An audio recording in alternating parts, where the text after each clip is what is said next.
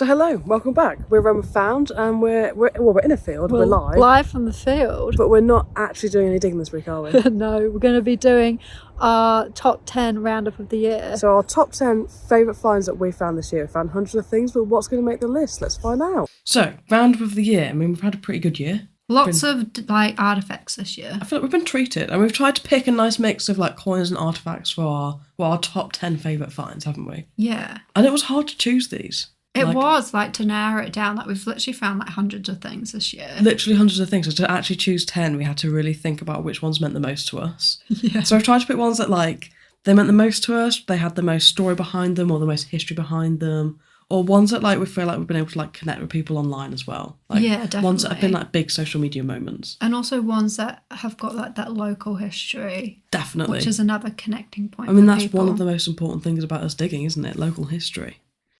So we thought we'd kick it off with this beautiful Queen Victoria 1899 half crown. And I know that might not seem very old to some people. Or very wow to some people. But this was a first for us. It was our first Victorian milled silver. There's one little scratch on the front, but apart from that, it's pretty perfect. I mean, it's such a beautiful coin. It's such a huge, beautiful piece of milled silver. You just don't find stuff like that every single day, do you? No, and just a massive target. Yeah. And the day we found this, we'd been on a group dig. We didn't find anything. A Victorian pencil sharpener. That was it, yeah. The highlight. And not only that, but we'd got up at 7 o'clock in the morning for this group dig. Yeah, so it'd been a really long day, and we ended the group dig we cannot go home without finding something. So we detoured back to our own permission for a half hour session. Yeah. We thought we'd go to one of our favourite fields, but it was too stubbly. It was rapeseed stubble, and it was it was just horrible. It was 2 foot of stubble, and it was just too extreme. So we decided to just potter back, because every time we go to this field, we have to walk across this public footpath. Walked back to the car through this pasture field. Yeah, so we just pottered back through, and you got this really strong, it was a 2930 VDI on the Yeah, equinox. that's right. It was really those really, really high 20s. Not 29. Yeah, and not one that we find often, because I remember us being we'd never had that signal before. No. Such a consistent, repeating, strong 2930. We were like, what is it? What is this? And we were generally shocked when that came out. Absolutely shocked. Because we've hit that field so many times. It was how do we miss such a huge piece of silver? And solid silver as well. Just mind blowing. And that field has produced other great finds. Time and time again. Every single time we go in there, it's just a mind-blowing field. So yeah, we love this find. So we feel like it just had to make it to the top 10. Yeah, do you guys think it should be in our top 10? Yeah, is it worthy? It's a very good question. But then I feel like the next find is very worthy of being in the top 10. And another first for us. I feel like this, is our second year detecting. Second year in the digging game. Still a lot of firsts for us. Yeah, and second year on the permission, so I feel like we're unlocking new levels of the permission, we're learning more about it, we're getting to grips with where the hotspots are. So this next find is our first short cross. Yes, it's our first ever short cross, and it's a lovely John issue. It's such a cool king to find. The bust on this one, his face is just so cool. Shocked little face. It's such a strong character. So, yeah, I think it's possibly one of the most characteristic busts that we have found. And personally, I just love the style that they have on this coin, the whole pellets and curls, the whole illustration style of this, early medieval coinage, just really speaks to me. It's just so cool. It's we both knew straight away it was a short cross too. Immediately, because I feel like it was a find that had both been so high on our bucket list. Oh yeah, we just really wanted to unlock that early medieval silver. Plus, John has got some good history to Lincoln as well. Yeah, we've got the Magna Carta is here. That local connection. Exactly. So there's that local connection to Roman Found first, a very special find for us. And it was also another very important moment for Roman Found, because, as we said before, it's a second year on the permission. We're starting to get to know everybody better. We're really rooting our way in, learning the land better, and building a better relationship with the farmers, which is so important. Yeah, and this was the first time we were allowed on drilled. Yes, so I'd rung the farmer and said that we were running short of places to go if there was anywhere that he hadn't drilled in his permission. And he told us, he was like, oh, well, I see you guys in this field all the time. I know you like it in there. He was like, I've just put some beans in there, but you can go in there till they're 4 inches high.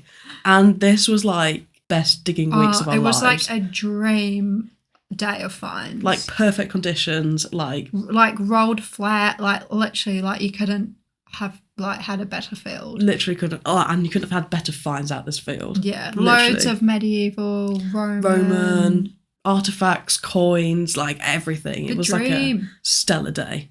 So then the next find, I think we've chosen to be in here just because it's not particularly old, but it is a first and it's got some really poignant history behind it. Yeah, and this one is our World War I cat badge. Yes, so it's from the Leicestershire Regiment and it's their Hindustan tiger cat badge, and it's just, I mean, it's a beautiful object, isn't it? Even he's like such a little character, and I think we both were like so thrilled when he sort of unveiled him. Oh, we were. I remember revealed himself, because that was, once again, it was a really hard dig. It was during the rainy months of this year, and I remember it just being satched. We were like, we'd been rained on it all day, and like the field that we were really excited to get into this field was a new field we'd been in, but the finds just like weren't there. No, like I think we'd only found 2 other pennies, a couple of bag seals, and literally like that was it. But even then, all those finds have managed to sort of relate to each other because this cat badge has been the glue that binds them all together. Yeah, it's given them all provenance and context. Yeah, and context, which is what's made everything kind of make sense for that field. So that's why we've chosen to put it in there, because it's just such an important find for that field. Found like other sort of World War I, World War II finds, but I think this has got to be one of my favourites. Definitely. I mean, look at the tiger, it's just so cheeky. His little face on there. And I guess that like the Hindustan and the tiger references like the Indian conquest of, is that the... It's the 1800s was the Indian conquest, that's right. Yeah. So it was this regiment, they were stationed out there and were involved in so many like key battles and stuff that when they came back they were awarded like the honour of being given the tiger on their cat badge. 4th find that we've chosen is a little bit of a memento to like the rally season that we've had this year, isn't it? Yeah. Like, because this has been the first year that we've done rallies. Yeah. First day of detectable. And I think for us, like the rally season, I feel like that was like us stepping into the digging world properly. Yeah, we got to meet like so many people that we know from social media and just like our friends. Definitely. From Discord as well. So it was just like... We had a well of a weekend and we were so chuffed to come away with this beautiful Septimus Severus limestone Arius. Feels like the cherry on top. I feel like the group digs, like some amazing finds come up, but there's so many people there, like...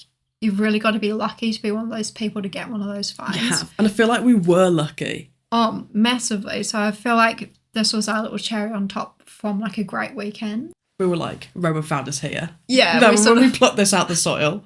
We're like, okay, the girls do know what they're doing. We were like, yeah, these girls we're not just here for the pictures. The field that we're in was a few Roman finds are coming up. Yeah, we'd seen a lovely dragoness style brooch and stuff that someone had shown us.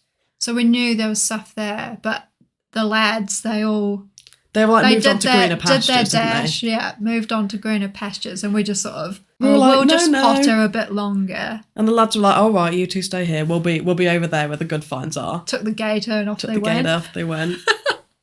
And then this little chap was literally kind of in between, like where they'd all been. Yeah, we're just like boop boop boop boop.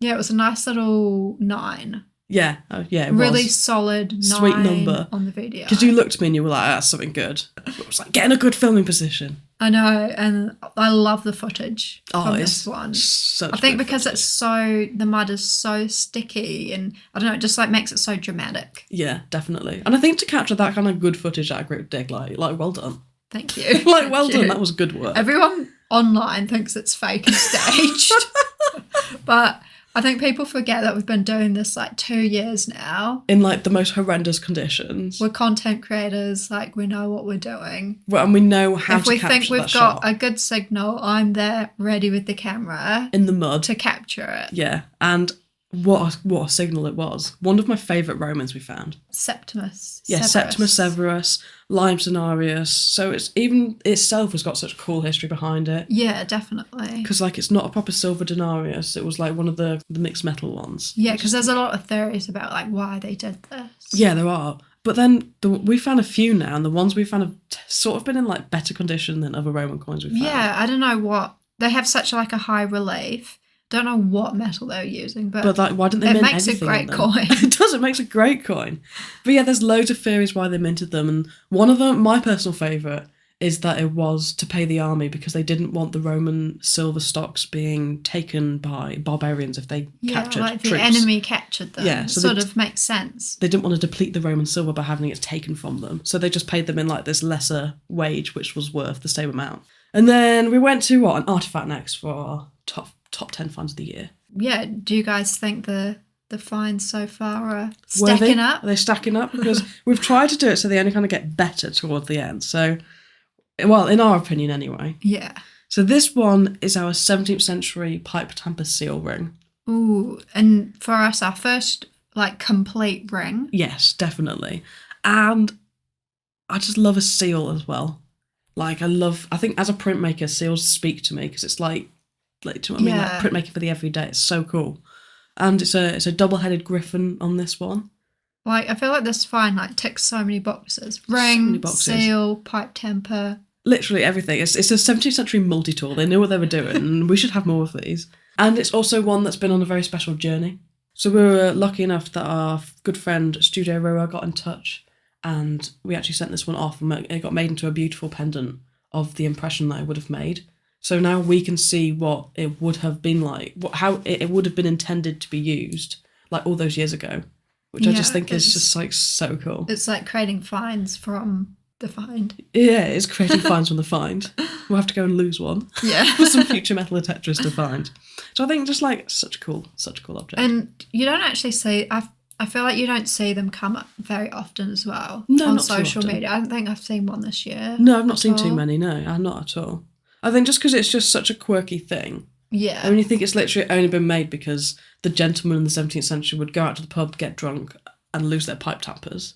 But then we can't just have artefacts, can we? No. So we've also gone to, I think, one of my favourite hammers we found this year. And this one was found on live? Yeah, found on live. And it was found on a really tough day on live as well.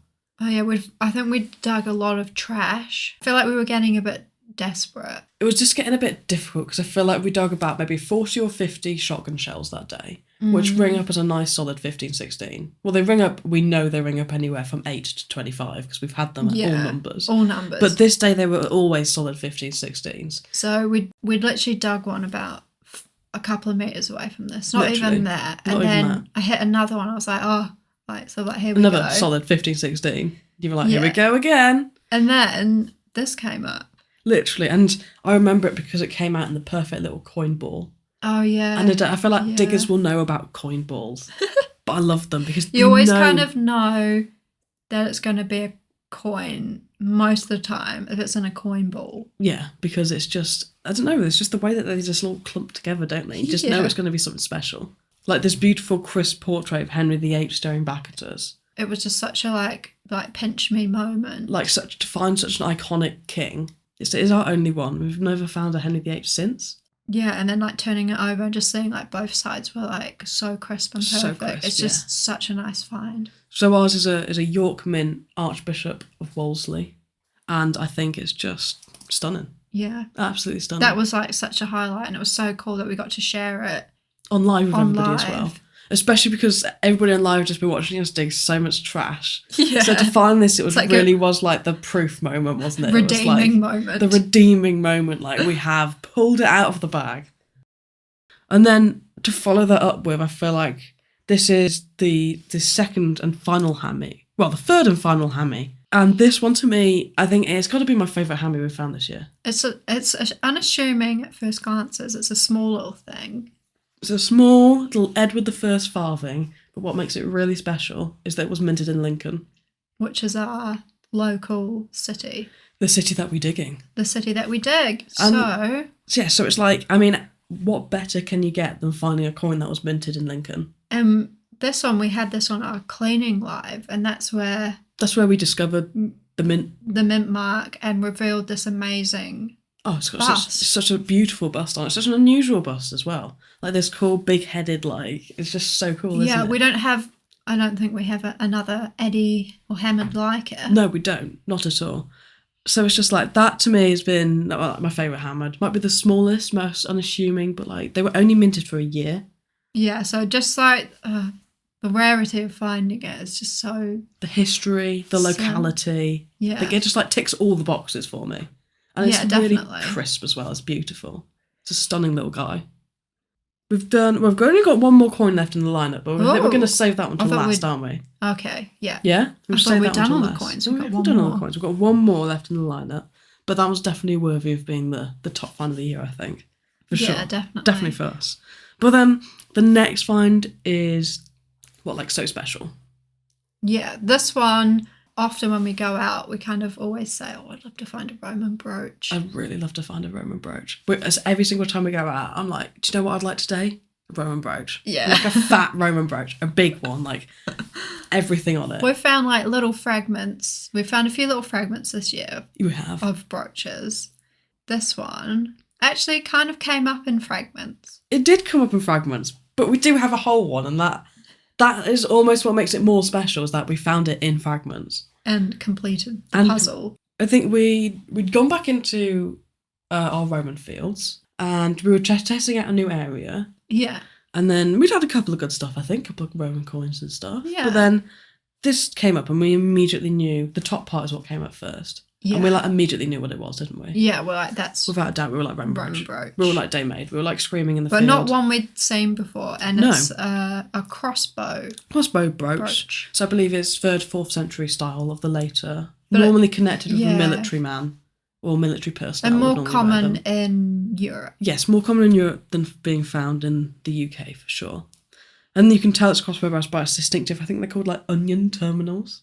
Like, I just love the fact that they're called onions. I think it's so cool. I know, it's a really, quite striking brooch. It is. It's a beautiful one. And we found the top bit first. Yeah, and I remember we put it in the Discord because we were, buzzing, weren't we? We were like, guys, found our own brooch, like day made, day complete. And then immediately, once we find something like that, that's when it sets in, this is the zone. Yeah. This is the area. So we did a bit of a grid, didn't we? Time to grid, yeah. So we started gridding then, I think it was about 2 metres away. We pulled up the second half. But we didn't know that it was the second half. No. And I remember pulling it up. But we knew it was probably Roman. Because I remember pulling it up and I was like, this is Roman, definitely. I was like, it could be maybe part of another Roman brooch. But between us, we didn't click that it was the same Roman brooch, did we? No. I was like, definitely Roman artifact, maybe Roman brooch. We put it in the finds tin. And then... a couple of steps later... we checked Discord again. Yeah. And Ash had posted a photo of a complete crossbow brooch as reference for us. And we and Ellie looked at it and then both looked at each other and we found the bit. We found that bit that's missing, the foot.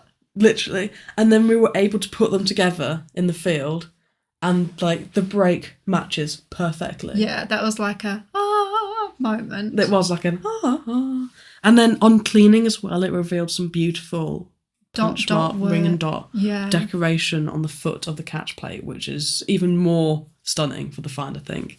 So, I mean, when we go out and we say we want to find a Roman brooch, that's what I want to be finding. Yeah. That's what I want to be finding. Such a beast. Such a beast. Such a beautiful beast. But I think just the satisfaction of finding both halves of it. Yeah. It's I think for me, because I find the targets. Yeah. I know I've done my job. You've done your job well. You're doing your job well for finding both things. That's for sure. And then the next one might be a bit strange to some people because we have put a Victorian find quite high up in our list, haven't we? We have. But I don't know, this Victorian find's just special. It's so beautiful. This Victorian find is just special because it's beautiful, it's an artefact, the history ticks all the boxes. When you cleaned it as well, it just brought it to another level. Definitely brought it to another level. We knew it was special when we found it, but then after we cleaned it, we really knew it was special. It really brought out all the details. The gold gilt.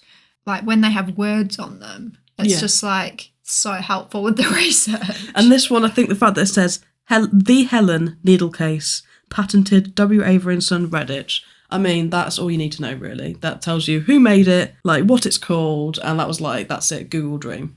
But even today, these W. Avery needle cases are like highly collectible. Super collectible. And like quite valuable. Oh, they go for crazy money. I've seen some of them are like hundreds of pounds. It's insane. I think I've seen some for thousands. That's actually insane. But they do like, I've seen beautiful figural ones of like elephants and like little castles. Yeah, like. they do a lot of different designs, and this design is based on Princess Helena. Yes, so that is Queen Victoria's daughter, who had a lot of important work that she did with the Royal Society of Needlework. Which in the Victorian Yes, times. in the Victorian times, it was incredibly important because women at that time were very tied to the men that they married. They weren't allowed to make an income outside of the man's bank account. They couldn't, like, everything had to be through the man. They couldn't do anything. So if you were widowed, you were kind of left in a really bad position. Destitute. Yeah, definitely. So this Society of Needlework actually employed these women and gave them a wage and a job to do. It was just incredible. So it was just like such important women's history. And this like designer like pays homage to her, I guess her patronage. Her patronage, because she did so much work with them. I mean, she actually dragged the needlework from 30 workers working above a shop to 150 employed in the factory. The Royal Society still exists today, yeah, so like you're still around. able to connect with it from today's time, and I think it's just so special, like such an important piece of history. And I love the fact that it's a bit controversial as well. Is it? But when we say women's history, and people are like, "Are men not allowed to sew?" Yeah, so it's interesting. When we put that one up on social media, we were quite vocal about the fact that like, it is women's history. Women's history, and it offended some people. It offended many people because it's like they just didn't realise that they thought we were just implying needle cases were women's history. Yeah, we're just implying that sewing is for women. But what they didn't realise is that this needle case is all about a woman. Exactly. It's all about a very important woman who did things for women.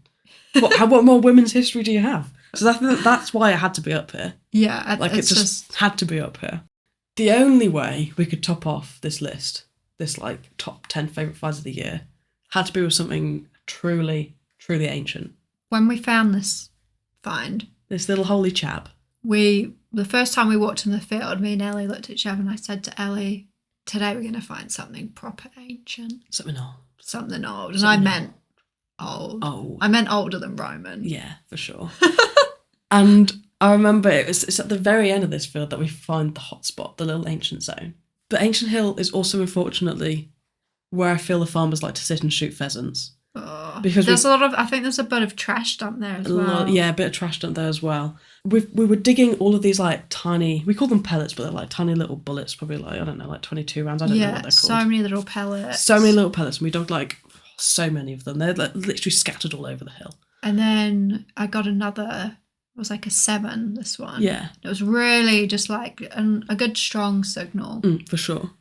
And then you were like, oh, there's another one for pellet. you. 2 steps later, I'm like, come back! Come back over here. Get back. I'm like, it's circular. It's not a pellet, it's circular. We thought it was did we think this one was a button to start with, or did we think it was just a bit? We weren't sure because, I mean, all of the Celtics that I have seen have been like precious metal, beautiful condition. Yeah. Like this chap's had a hard life. It's been. I mean, we're so lucky. I think we found it at the right time. Definitely. I don't think it would have lasted another year. No. Not for sure. No. But I feel like it's a very heavily debased silver unit.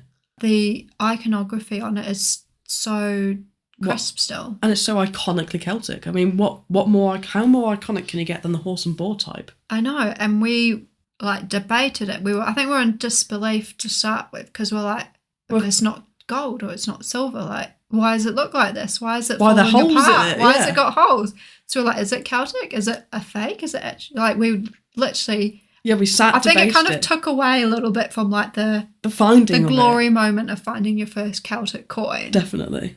But afterwards, I think once we photographed it and videoed it, like it kind of like had its moment to shine. Definitely, and it's just like so amazing, isn't it?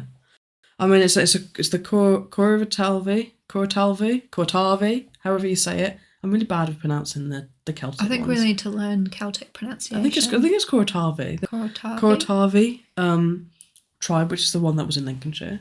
Yeah. So I think it's cool to find that as well. So it's our local tribe. Our local tribe. We're probably they're probably our ancestors. Yeah, probably, I'd reckon. because our family's part of our family's very local to Lincolnshire since Definitely. ye old times. Ye olde times. And I think you just got to think that this little coin has survived for like over 2,000 years in the ground. It's come out with maybe some holes, but it's still here with enough detail on it to tell its story. And I think that's the most important thing. Also, like from a portable antiquity scheme, like history side, the recording of Celtic coins is so important for learning more about the Celts. Yeah, because we don't know that much about them. No, because there isn't any written history. The Romans wrote everything down, but before then they didn't. So we don't know much about the Celts. I mean, it's quite mind-blowing to like think that is pre-Roman conquest. I mean, it's crazy, isn't it? Could be as early as 60 BC. Every single Celtic find is incredibly important that it gets recorded, because that data is like imperative to finding out distribution, like where these tribes moved to, like their societies, where they were living, what type of place they lived in, even what the ground looked like back then. You've got to think 2,000 years ago it would have been a very different place. You don't know what was marshland, you don't know what was highland. Like, that's just like wow, isn't it? It's like, invaluable. Invaluable. I think when you start digging, you dream of finding Celtic, don't you? And for us, this was like the dream achieved. Yeah, it was sort of like the bucket list dream find is finding Celtic. And I feel like we're just dipping our toe into the Celtic section of our permission now. We've had 2 this year. We have had 2 this year. So we've got another one which we'll be showing on social media when we get up to it.